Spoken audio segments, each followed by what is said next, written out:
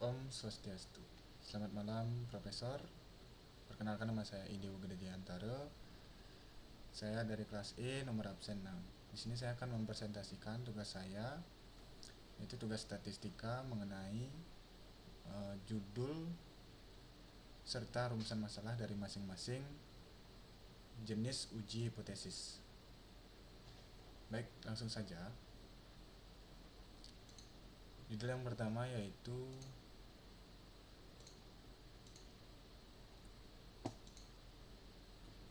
ANAFA satu jalur. Di sini saya mengambil judul atau membuat judul pengaruh metode pembelajaran berbasis proyek dan motivasi belajar terhadap hasil belajar matematika siswa sekolah dasar.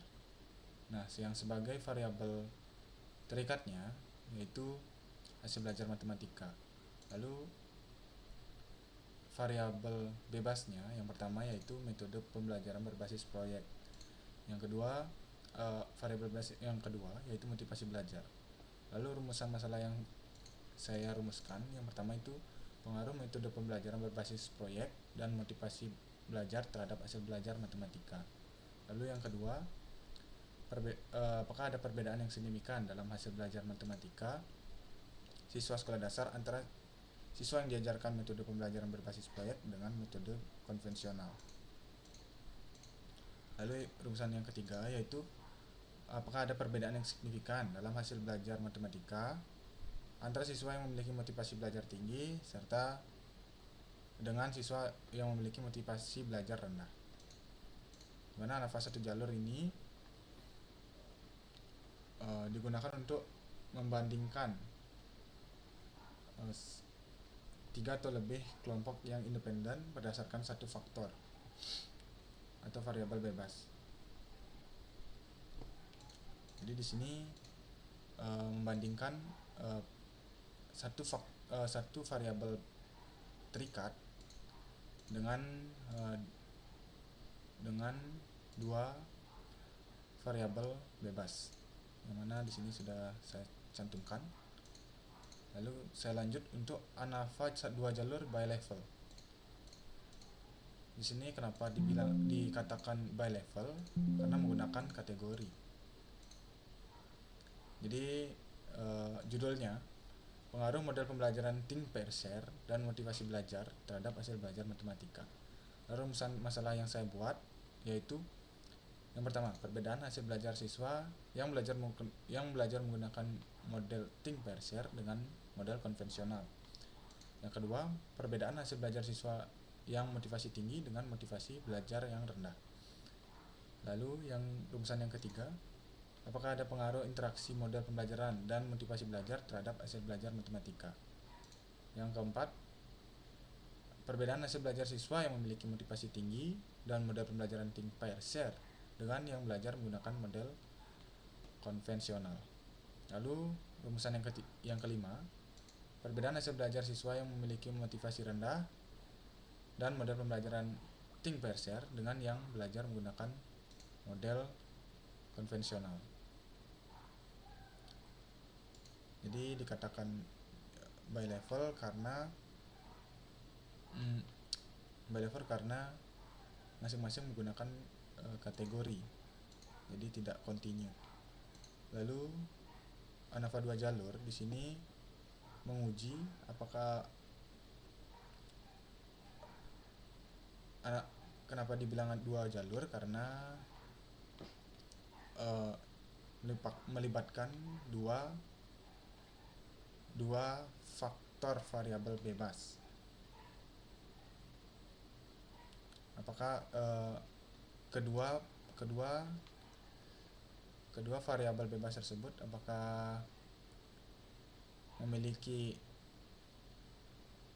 pengaruh atau perbedaan, sehingga dia dikatakan ANAFA 2 jalur. Lalu ANAFA 2 jalur tidak by level. Kenapa dikatakan tidak by level? Karena di sini kita menggunakan variabel penggunaan media cetak. Di sini bukan by kategori namun by frekuensi. frekuensi penggunaan media cetak.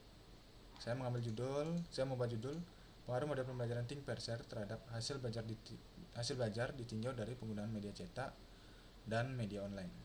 Lalu rumusan yang saya rumuskan yaitu ada 8. Yang pertama, perbedaan hasil belajar siswa yang belajar menggunakan model ThinkPair-Share dengan model konvensional. Lalu yang kedua, perbedaan hasil belajar siswa yang menggunakan media cetak dengan media online. Lalu yang ketiga, apakah ada pengaruh interaksi model pembelajaran dan penggunaan media terhadap hasil belajar siswa. Lalu yang keempat, perbedaan hasil belajar siswa yang menggunakan model pembelajaran ThinkPair-Share dan yang menggunakan media cetak dengan yang belajar menggunakan media online.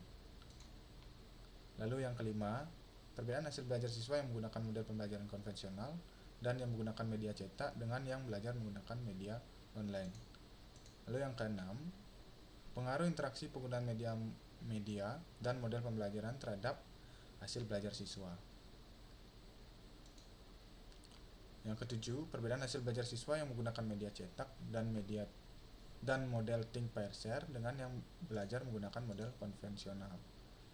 Lalu yang kedelapan, perbedaan hasil belajar siswa yang menggunakan media online dan model ThinkPair-Share dengan yang belajar menggunakan model konvensional. Baik, sekian untuk yang ANAFA. Saya lanjutkan untuk yang ANAKOFA.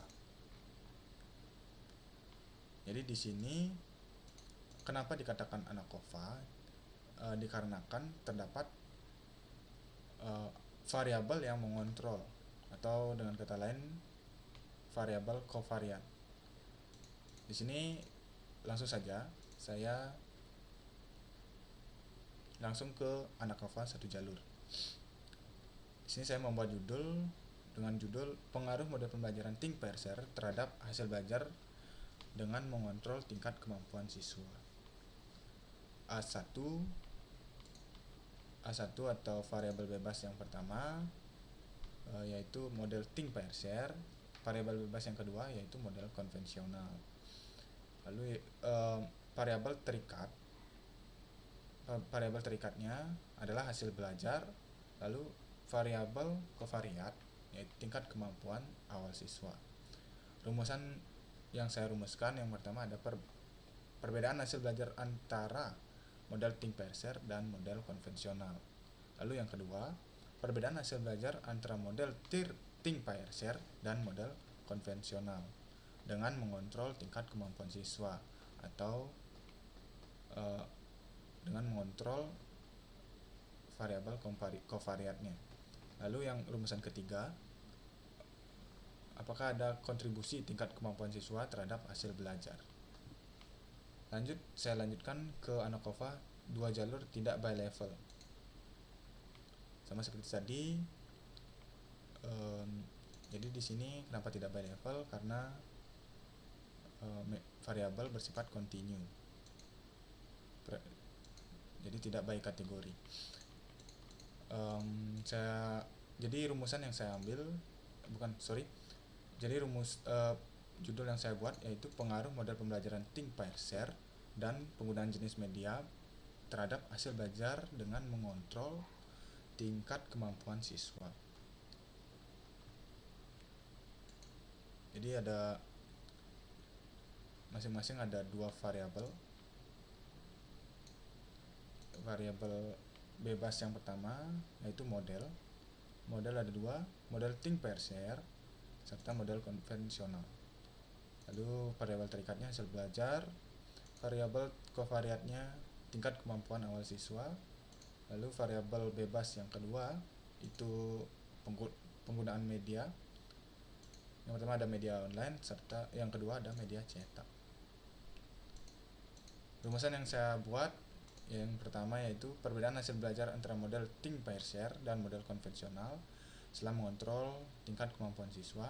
Yang kedua, perbedaan hasil belajar antara menggunakan media online dan media cetak setelah mengontrol tingkat kemampuan siswa. Yang ketiga, apakah ada pengaruh interaksi model pembelajaran dan penggunaan jenis media terhadap hasil belajar.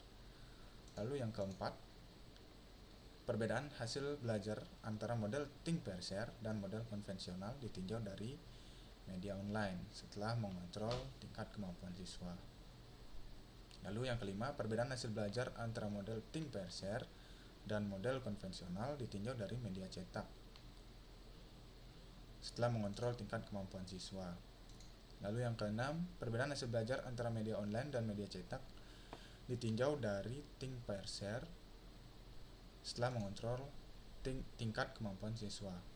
Yang ketujuh, perbedaan hasil belajar antara media online dan media cetak ditinjau dari model konvensional setelah mengontrol tingkat kemampuan siswa.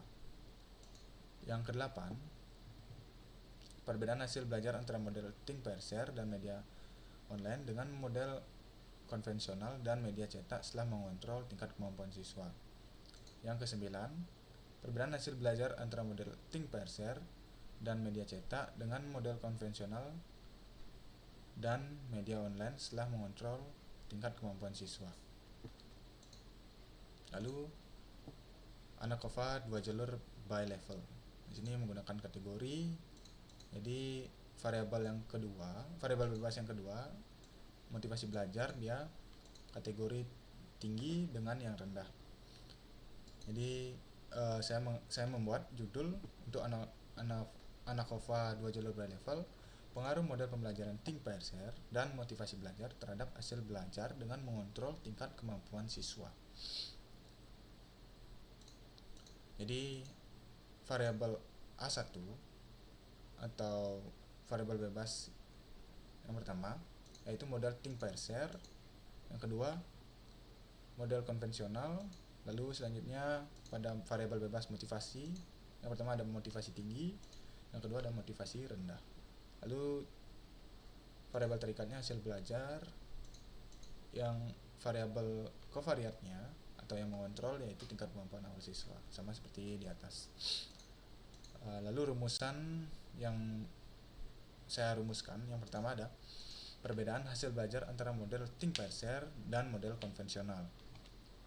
Yang kedua ada pengaruh interaksi model pembelajaran dan motivasi belajar terhadap hasil belajar siswa. Yang ketiga ada perbedaan hasil belajar antara yang menggunakan model think pair share dan model konvensional ditinjau dari motivasi tinggi.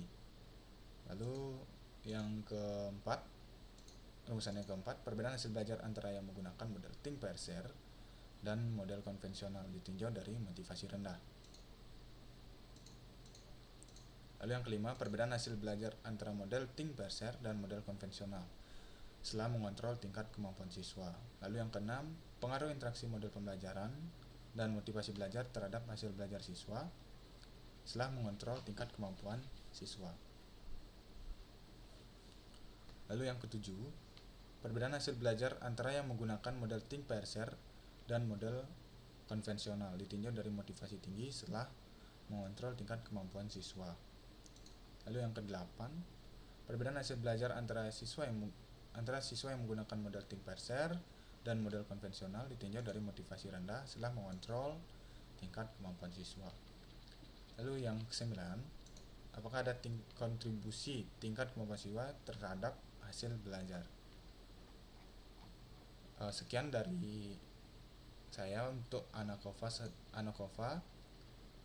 Selanjutnya saya lanjutkan ke MANOVA. Yang pertama ada MANOVA 1 jalur. MANOVA 1 jalur, di sini saya mengambil judul pengaruh. Bedanya MANOVA dengan ANAVA. Di sini MANOVA dia menggunakan variabel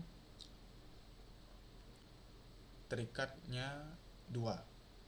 Ya. Jadi yang membedakan jika ANAVA dia menggunakan variabel terikat 1, lalu MANOVA menggunakan variabel terikat lebih dari 1.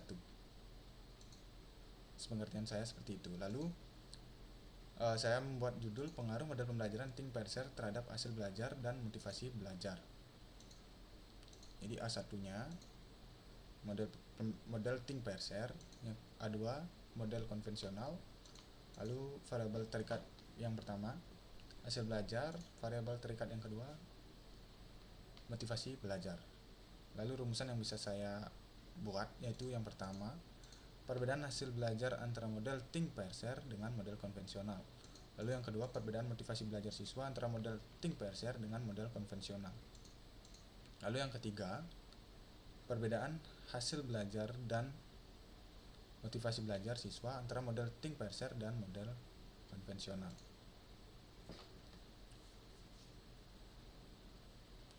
Lalu saya lanjutkan ke MANOVA 2 jalur by level. Seperti yang saya jelaskan tadi, by level jadi menggunakan kategori. Intinya dari motivasi belajar. Nah, motivasi belajar kategorinya ada tinggi dan juga rendah. Lalu saya jabarkan untuk variabel-variabelnya. Yang pertama ada A1 model think pair share, A2-nya ada model konvensional. Variabel terikat yang pertama ada hasil belajar matematika, variabel terikat yang kedua ada hasil belajar bahasa Indonesia. Lalu variabel motivasi belajar B1-nya yaitu motivasi tinggi, B2 motivasi rendah.